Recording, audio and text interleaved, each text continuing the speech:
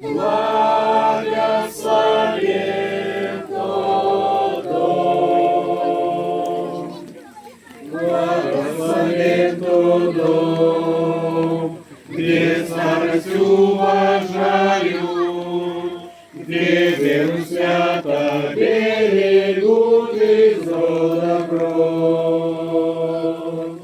Славят Творца и Библию читают, и возрастают в мудрости.